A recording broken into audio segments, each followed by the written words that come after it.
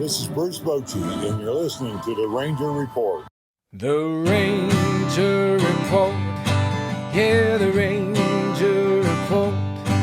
If you want the inside scoop, listen to the Ranger Report. Oh, here we go!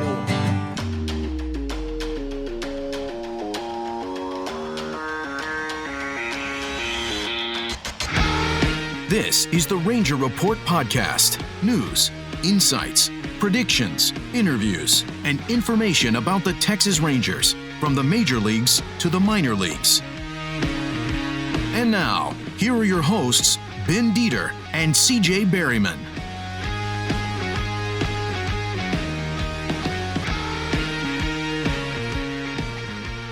Hey, everybody. Welcome to the Ranger Report podcast again. We're doing a lot of these days on the Preferred Health Solutions online studio. And, of course, part of the Fans First Sports Network. Brought to you by Walton's. Walton's Everything But the Meat. And presented by Dallas Sports Nation. I am Ben Dieter. You can find me BDieter75 on that X thing. I'm CJ Berryman. And, yeah, I'm X-rated at CJB_RR on that app thing. And I am Tyler Nielsen. You can find me on that porn site at TPN 1983. That's right. He's got all kind of good videos on there, Tyler does. So anyway. Yeah. Featuring.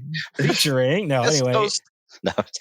You can find us at the Ranger Report on there, Instagram, Facebook, all that. We're keeping up with all that right now. And of course, let's start. The ALCS has begun. And of course, the Rangers went to Globe Life Field South and won the first two games of this series. So, just let's talk for a minute about like expectations. All three of us, like, all right, let's give the Rays a little bit of trouble, and we'll be happy. We made the playoffs, and then here we are, 7-0. Jose Leclerc, 7 straight saves, which is a postseason record with a 0.00 ERA. How? I know I've said this on other episodes, but how? We'll start with you, Tyler. How in the world is this happening? I really can't. I really have no answer at this point, really. Our pitching's been tremendous. Like I said earlier, having Montgomery, he was the biggest trade piece that we got looking back on it. He has been absolutely amazing, and he got it going with game one. And that momentum obviously carried over to game two with Evaldi. Evaldi didn't have, he looked great. Don't get me wrong. And fortunately for Evaldi, he gave up solo shots. That's what me and CJ were talking about last night. Fortunately, there was nobody on base when he gave up those home runs. But he settled down. I think he ended up with 9 strikeouts for the game. Yep. And, Chapman coming in there in the 8th, I was so nervous. I just picked up CJ, and we were like, oh, here we go. And we had just got upstairs. He had just given up that home run, so I missed the home run that he'd given up. And then when they brought in Leclerc, I felt really good. Me and CJ were like, all right, settle down. And Leclerc came out a little bit. He kind of looked at first a little sluggish. I don't know if it's from back-to-back games of pitching, but he finally was Leclerc that we've seen in the past. Yeah. And it was really good to see. And taking, to take both games, like I said in the previous podcast, just to take 1 out of 2 would have been a blessing in disguise because now you have home field advantage. But taking both of them now, it's like, wow. And Ben, your prediction's looking better and better now. I said if they win game 1, I thought they'd do it in 5, and it's looking pretty good right now.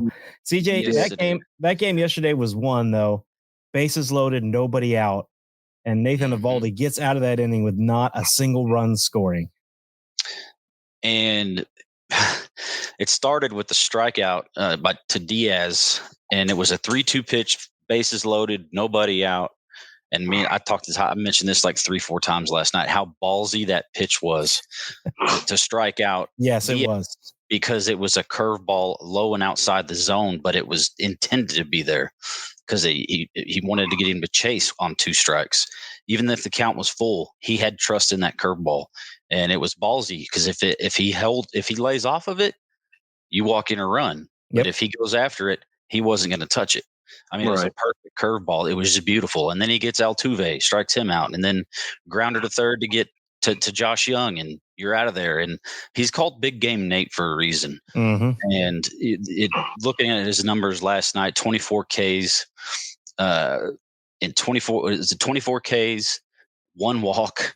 Yeah. And he's had a quality start each time out. He's gone at least 6 every time. Justin Verlander in game 1 was the only pitcher this postseason to go to get a quality start against the Rangers. That's how impressive they've been thus far.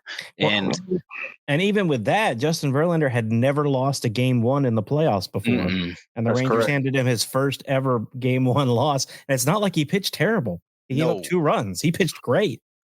Yeah, all you needed was 1 run in that game. That's and right. You had the W. So, I mean, you make a good point, man. It made that 9th inning a lot better with having that extra run. Yeah. Came off the bat. My boy Leody Tavares crushing that one to right field and giving the Rangers a 2-0 lead about midway through. And it seems like every game is somebody else is stepping up. And then, of course, there was another record yesterday. Was Marcus Semien is the first player in postseason history to get a leadoff hit in 1 pitch in back-to-back innings in a playoff game. Yep, 1 pitch. He saw 2 pitches, 2 leadoff hits. I mean, it's just and back to game 1. It's just crazy the way that this. I mean, like you said, pitching wins championships, right? Speaking of that, there's an article on fansfirst.com by Skylar Timmons who wrote about how pitching wins championships, and that's why he thinks Texas is going to win it all. Good article. I tweeted it at the Ranger Report on whatever it's called. I'm still going to say Twitter. I don't care. I tweeted it on. It's hard to get. Yeah. I tweeted it on there. It's a great article that he wrote, just sort of breaking down why the Rangers have been so good in the playoffs. But I mean, we've said it over and over again. The offense has also been great, but when the offense hasn't been, like in the game against Verlander, the pitching has just been lights out. And this is something. Think about this. Next year, at some point, Jacob deGrom comes back. You have a full season of Max Scherzer. Look where we are this year with none of that happening so far. Like exactly. This is Max Scherzer's first game to pitch tomorrow, and we'll talk about that. Return of Max Scherzer tomorrow. It'll be his first game to pitch in the postseason, and the Rangers are 7-0. And I think a big thing also that's going into the offseason, I think they definitely need to lock up Montgomery for the long term. I mean, obviously we know he's going to get paid now. I mean, that's a given. They were talking about that. I don't know if y'all watched the post-game interview on Fox with him when he joined the studio, but, Alex Rodriguez was interviewing him and was talking about, he's like, you do realize you're about to get the big bucks now. And he started laughing, and I don't know how we look financially right now, but hopefully they do have the money to afford him because he's a big piece to our success. So that's going to be interesting with the money also that's going to get freed with Martin Perez because they won't extend him the qualifying offer. And I doubt they go long term with him. And we love Martin, but yes, we do. This is just the timing is everything. When you got all these, the pitching staff is just chock full of starters, and somebody's got to go to the bullpen, and you're not going to pay Leody what he got this year. Period. Now he loves it here. He might take a discount to go in the bullpen. I mean, we're looking way too far ahead, but it's just one of those deals where that's going to depend. I mean, Montgomery's 30, so DeGrom got a 5-year deal, a healthy. I would do 4 with Montgomery, like they did John Gray. Right. Yeah, that would be ideal. I mean, maybe 125 a year. Maybe go 100 with Montgomery because he's earned it in my opinion. I know you guys agree. Definitely have. Oh, he was fearless. And he had a bases loaded jam he got out of in that game 1 too. To me, an unsung hero in this playoffs, especially because of his attitude, has been Andrew Heaney. Because when asked, he said, "I don't have an ego, man. Wherever they want me to pitch, I'll pitch. I just want to help them win games." I was afraid that he was going to fall apart when they moved him to the bullpen. And that dude has been really good no matter what they've asked him to do at the end of the season and through the postseason. Andrew Heaney's kind of been my unsung playoff hero because he's done, like we said, whatever they asked him to do, and he's done it well. You make a good point, Ben. There's a lot of players, though, you hear about like that, though, on this team. They just do the little things. I mean, they'll do anything the team's willing to ask, and that's what makes you a winner. That's why you see the success that they're having during this postseason. I mean, if you would have told me we're 7-0 through the first 7 games of the postseason, I would have said you're absolutely crazy. I think any Ranger fan would have. I know there's going to be some idiots out there and be like, "Oh yeah, I knew it the whole time we were going to be 7-0." I'm like, no, you didn't. But I think, like you mentioned with Heaney, I mean, he's willing to do whatever it takes, and I guess we'll talk about that in a bit with Game 4. But it's good to see players like that, and it carries off to the team, and you can see it. It's all everybody's clicking at the right time right now, and we just need to carry that momentum. I keep on saying it each game, but I'm going to take it day by day. So we'll go from there. Well, and we said the same thing about Dane too, not having the ego and going into the bullpen to start the season. And he had to have been. He said he was pissed off for about 24 hours. Yeah. Whenever they filled up the rotation, and it was obvious that he was, with all the signings, that he was going to be out.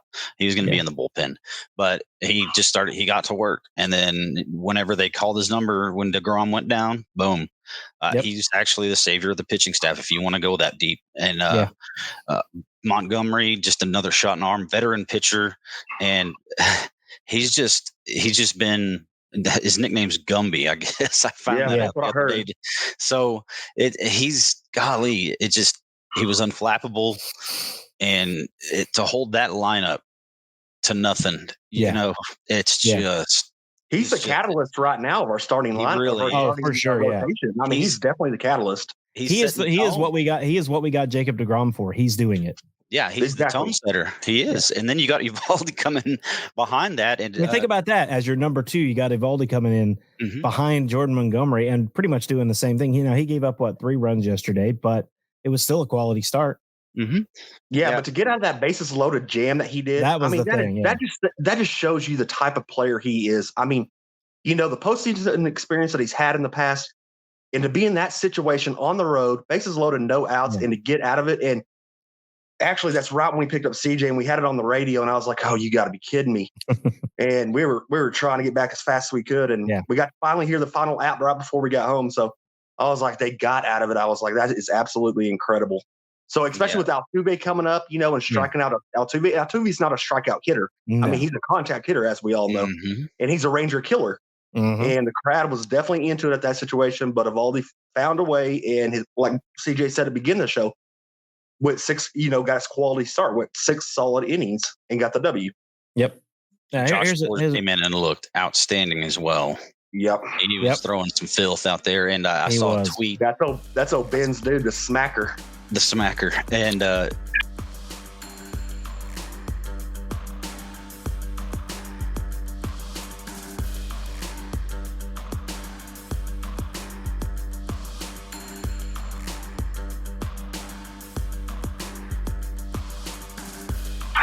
I saw a tweet that said that Nathan Uvalde's testicles are the size of 20-pound medicine balls. I seen that link that you sent me this morning. That was pretty funny. I got to. That is great. That was great. That is great. It's true. Before we move on to what's coming up, I wanted to say 2 things. Number 1, don't pitch to Yordan Alvarez anymore. 6 home runs in 6 games, 6 postseason games. Dude, I got to say that dude. Yeah, I think over the next 10 years, he's going to be the best hitter in baseball. I think it's gotten to a David Ortiz point type deal. Yeah, I mean, it's just like just walk him, even though the base is loaded. Well, me and CJ were talking about last night. I was like, in that 5-3 game when he came up and hit that home run, I was like, it's one of those deals, though. You kind of have to pitch to him in that situation because you don't want the tie-in run to come up to the plate. We were like, do you walk him there? But then you got the tying run at the plate. And so, with that short porch and left, you can poke one over the left field wall. You had to face him. And that's what he brings to that lineup, as Ben was saying. I mean, you can't – I mean, it's kind of hard. I mean, because you walk him. I mean, they still 1 through 9. They have a great lineup just like we do, and we know that. I think they're, through 7 through 9, I don't think is near as good as ours. Our 7 through 9 has been outstanding. Has been amazing. They have. Amazing. They scared us. Yeah, absolutely. Yeah. In fact, if you look at it yesterday, and I said this to Tyler last night, Jonah Heim's solo home run seemed like icing on the cake. It ended up being the winning run. The winning run, yeah. So, and also you think about with Alvarez, like the odds of him hitting 2 home runs in a game are pretty low. He'd already hit 1, so I understand pitching to him there too. But man, don't make a mistake to that dude whatsoever. That's 6 home runs in 6 games. Is that correct? Yeah, 6 home runs in 6 games. That's absolutely insane. And he has two 2 home run games in there. Oh, right. One of them was yesterday, and that's why I'm getting ahead of myself because we're about to get there. But that's why I think that they're going to start Dane Dunning in Game 4, and so we'll transition into that, and I'll give my reasoning behind that. All right, let's look ahead. Before we do, I wanted to say this is awesome. I don't know if you guys read who's thrown out the first pitches in these games. I did. Wednesday, Ian Kinsler's thrown to Derek Holland. Yep. Thursday, Michael Young is throwing to Colby Lewis. And Friday, Tom Grieve is throwing to Benji Molina if we have a game on Friday. Oh, see, I didn't hear about the one on Friday, but I Yeah. heard about the ones on Wednesday and Thursday. Can Tom Grieve Tom bring Grieve to Benji Molina. Let's see if How Tom, cool is that? I almost won a game Friday just so we can see Tom Grieve throw to Benji Molina. It's amazing at the impact some players have just in 1 year. And it wasn't even a full year that Benji Molina had with the Rangers, but he was beloved because, hell, he hit for the cycle. He was damn good. Best cycle I've ever seen. Yeah, he was a rock behind the plate. I mean, he sometimes he'd run into one and hit one out. I mean, it's anyone with the last name Molina was a fantastic catcher in the major leagues. Yeah, Jose, obviously Yadier, but yeah. My only question is, why are the position players throwing to the pitchers and the pitchers aren't throwing to the position players? Well, Derek Holland had Tommy John, so he can't throw. Oh, okay. Well, that makes sense. But I don't know why Michael's throwing to Colby Lewis. I don't know why Colby isn't throwing it out. Yeah, I was like, you would think a pitcher would be on the mound throwing out the first pitch, but I guess. And Colby Lewis is a big guy. They're going to make him squat down. Yeah. And even though I know it's there, it's still amazing me to see Friday if necessary. Like that's game 5. And that's if necessary. It's just crazy. I'll be honest, before the season even started, it still hadn't sunk into me, and it still hasn't sunk into me right now that we're up 2-0 with a chance to go to the World Series at home. Yeah. Oh man, CJ, that's a good point. I don't know what to say. Let return to the Max. Max Scherzer is announced as a starter for tomorrow, which is Wednesday, tomorrow's game. They said he'll probably go around 70 pitches, which is when he went in his last bullpen or live batting practice. So what do you guys think? How far does 70 pitches get him? And do you think he's effective or do you think he runs into trouble? I'm going to say against this lineup. Well, he got shelled last time he faced him. Well, yeah, that's what I was about to bring up it was in Arlington. I mean, they kicked the crap out of us last time they came to Arlington. I mean, it was just that actually Austin Hedges' arm got worn out because he was pitching every game at the end. But yeah, Scherzer went 3 innings last time against the Astros at home, 6 hits, 7 earned runs, 3 homers, 2 walks. It was not a pretty game. It was not a pretty series. So that's what kind of gives me pause because the Astros are actually worse at home than they are on the road. They had a losing record at home. Yeah. Well, in the playoffs, they're 1-3 at home. Yeah. So that just tells me, this is still a series. We're up. Oh, yeah, for sure. Oh, yeah. We are damn blessed to be up 2-0 because that team can get hot just like we did. Oh, they could easily win the next 2 games with no trouble. Yeah, they could. And then you're having to go back there to try to close it out. Yeah, but right now going back there doesn't look so bad. Yeah, I mean, it really doesn't. But it's just you want to do it in front of your home crowd again. Oh, yeah. And that place is going to be bonkers. I can't wait. It's amazing to me. It's crazy to me that we have played 1 home game. Yeah, in the playoffs. I'm just going to go off the horse's mouth what Max Scherzer said. When Max Scherzer said he's good to go, I'm not going to leave anything behind him. I think he's going to go out there. And I don't think he would do anything to jeopardize what this team is doing right now with their success. If he's not 100% healthy, and I'm not saying his arm strength is going to be at 100%, but if Mad Max says he is ready to go, then he is ready to go. He is, like I said, he's not going to jeopardize the situation for this team. And go ahead. I think tomorrow, like Ben said, if he is on that pitch count, if say 70 pitches, I think if he can give you, I don't know, with that lineup like CJ mentioned, 4 innings is what I'm 4 maybe, but maybe 5. If you can get 5 out of him, man, that would be a terrific start. I think we would all be clapping if he walked off the mound after 5 innings pitched. Oh yeah, and the key's going to be knocking down the bottom of their order as he should. Yep. And obviously the key is going to be his effectiveness. How effective is he going to be? And maybe he learned something after the last start that he had against them. And we hope that that's the case. And we were talking about it too last night, Tyler. This might be a case too. We were asking how long would he go, and if Mad Max goes and tells Bochy after 70 pitches, hey, I'm still feeling good, I want to keep going, Bochy's going to let him go. Yeah, especially if they're up like 4-1 or 3. You're nothing. You're not going to tell a future Hall of Famer, both of them. You're not going to tell two. It's a conversation between 2 Hall of Famers, but you're not going to tell Mad Max, nah, sit down. It's if he goes, no, I'm good. Yeah, I wouldn't want to see another inning. Let me go back out. Yeah, I wouldn't want to see that if he's still throwing good and he feels good. And then I see Bochy get out of the dugout and he comes up to him, and I don't want to see that discussion because Mad Max, he's going to refuse to come out of that game. So what I'm hoping to see is that it's kind of the case that it was in, I can't remember which game it was. Anyway, you give the starter, let him go out there and face the first. He's reached his limit, right? So say he's at 70 pitches in 4 innings, like Tyler was mentioning, okay? And he goes out there and he faces that first hitter. You have the bullpen ready. He gives up a hit or a walk or whatever. Then go get him. Yeah, if he strikes him out, but if he strikes him out, one pitch ground out, if he gets him out, hey, let him face the next guy, and obviously score depending. If it's a 1-run game, obviously a homer would tie it. But it's just to me, it's more fluid than just, hey, he's got a 70 pitch count. And I think Dunning, Bradford, Gray, maybe Perez, all hands on deck. Will come in for him. We'll come in for him and pitch. And I mean, look what Bradford did in his one in his one game. And it says a lot to me too that in that game that Bradford came in, that it was him that came into the game and not Martin Perez, the veteran. So that says a lot to me on where they're looking. I mean, Perez hadn't pitched in the postseason yet. Bradford looked really, really sharp in his last outing. And like Ben had mentioned it, and he looked really good.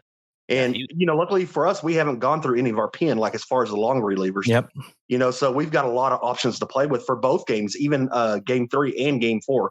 So Stratton hasn't pitched either. We're set there. I'm not worried about anything there.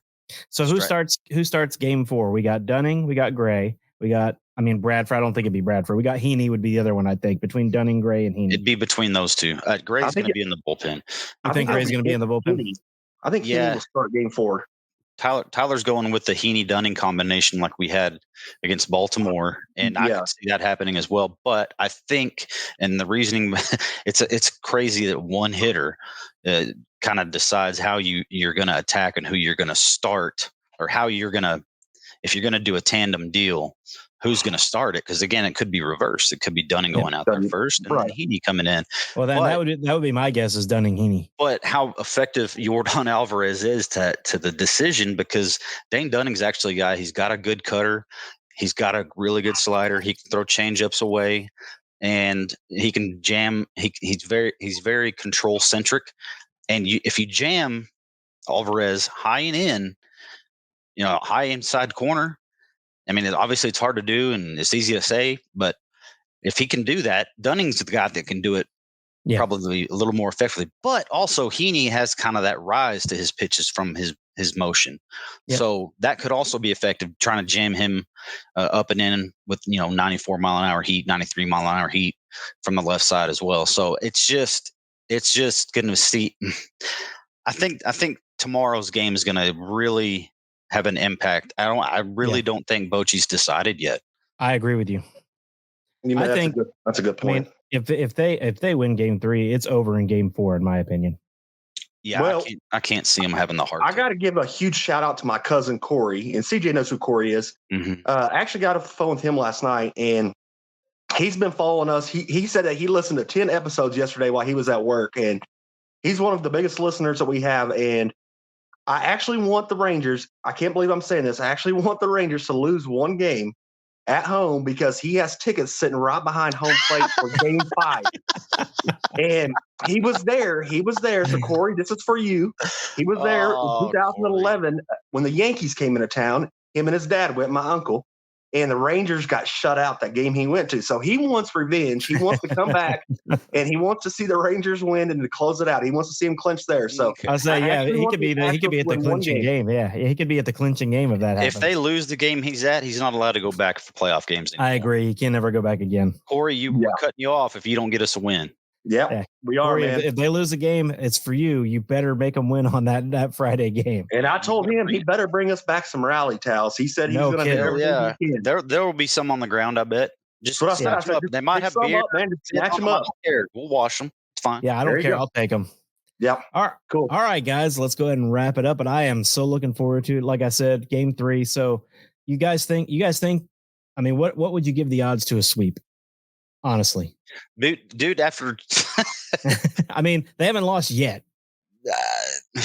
I said this last night, Tyler.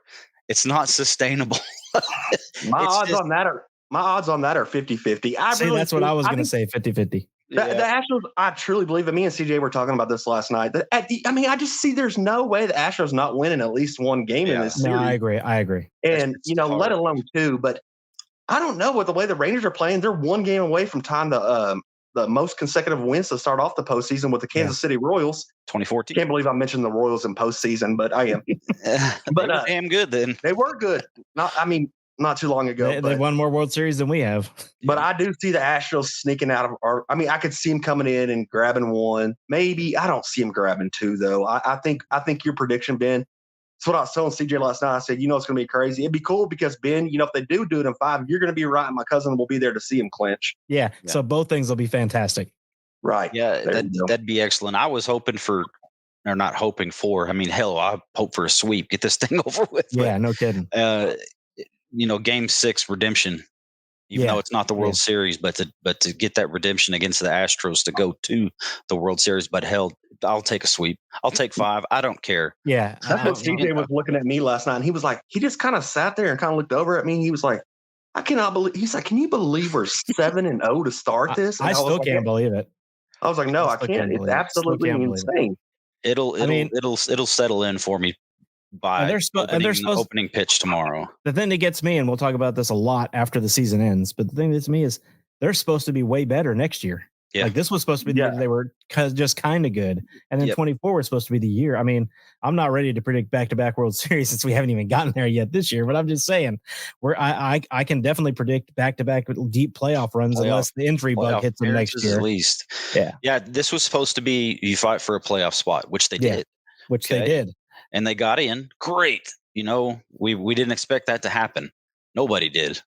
And now we're talking 2 games away from the World Series. Yeah. Oh, by the way, and before we get off here, since they're not on today, I just wanted to remind everyone, since John Smoltz isn't here, that the Rangers did not win the division. They lost it on the last day of the season.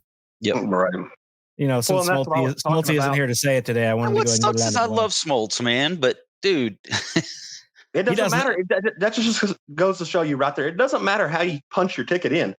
Yes, would I've liked to win the division, of course. Anybody would have said that. Well, yeah. But, we're clicking at the right time, and that's all that matters when you're in the postseason. The hottest teams are the ones that are going to be there, and you're looking at the Phillies in the NL, and you're looking at the Texas Rangers in the AL. And, obviously, if you're 7-0, you're doing something right. Yeah. Hey, and if the Rangers go up like 6 or 7-0 tomorrow, you think Smoltz will start talking about Astros' bright future? Oh God, I doubt it. They don't have one. I'm sorry, Astros fans. But you've given away everybody to get to where you are. And this could be in the minors for the Rangers. This could be a crotch chop too to all those people that were saying too much time off is a bad thing because they had 4 days. Oh, the Astros maybe celebrated too much. I don't know. Coming out of the ALCS.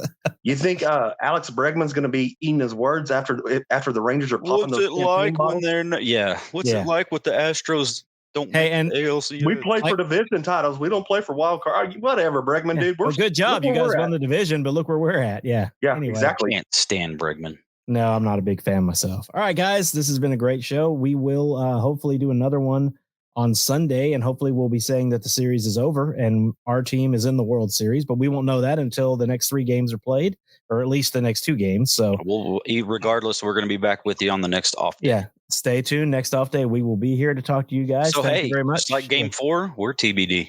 We are TBD. That's right. We'll find out when we're doing it, depending on when the series ends. If it ends Thursday, we'll do a show Friday. If it ends Friday, we'll do a show Saturday. So just depends on what happens. Go get y'all some Ranger Report gear, yo. Yeah. Come on, Tyler, those hats should be on the way soon, by the way. I appreciate it, man. Yeah. Cool. All right, I'm guys. excited. Thank y'all for listening, and we will see you guys on the next one. Deuces. Drop them deuces, baby. Thanks for listening to the Ranger Report podcast. Find us on Twitter, Facebook, and at therangerreport.com.